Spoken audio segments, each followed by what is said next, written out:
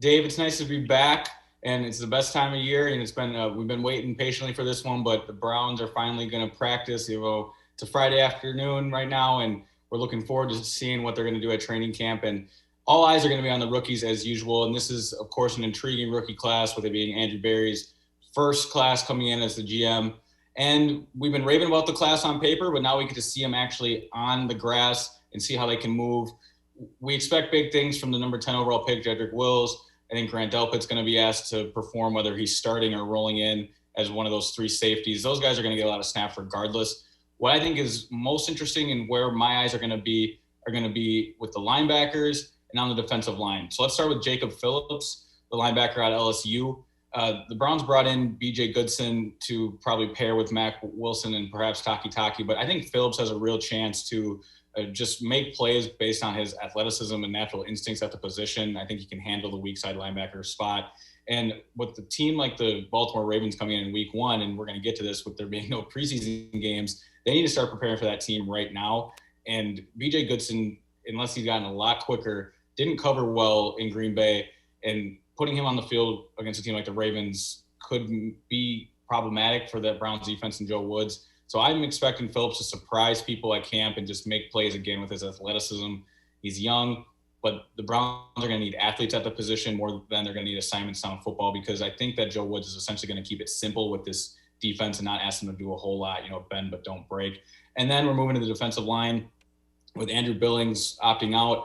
I think when Billings was here, I think there was an opportunity for Jordan Elliott out of Missouri, a defensive tackle, to roll in. Now I think he's got nothing but an opening to play alongside Sheldon Richardson and Larry Ogunjobi on the defensive line. So for me, Jacob Phillips, Jordan Elliott, two of the middle round selections, but two guys with, because of the depth chart and the roster situation, have a chance to really make a name for themselves early in camp.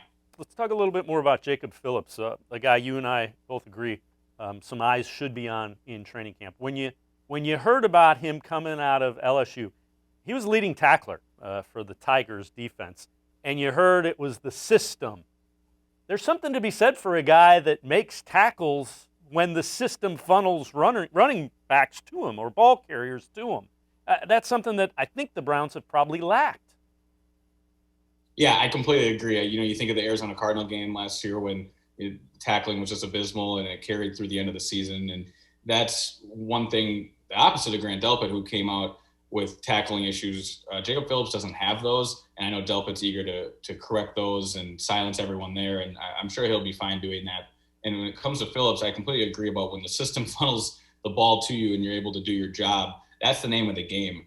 And building off his athleticism is the reason why I think he's going to be able to get on the field. He'll be a sound tackler. He played behind a guy named Patrick Queen at LSU, who the Ravens selected in the first round, and I think he got a lot of the shine there. And Phillips is a guy who, again, did his job, but wasn't the turnover creator and the guy returning the ball for some long interceptions. It's tough for these linebackers to get on these highlight reels in this Twitter era. We live in the house of highlights. But I want to remind listeners that George Kittle, the 49ers tight end, just got a monster deal, really a market reset deal that makes tight ends now playmakers, not just tight ends. It almost makes them like extended tackles too. And where I'm going with this is, coming out of Iowa, he was a respected prospect, but no one saw this coming when you go back and look at his old draft profiles. And that says a lot about when a coach is able to recognize what a player does extremely well, pull them out of a system where they were underutilized, and then they can mature and blossom into a star in the NFL. And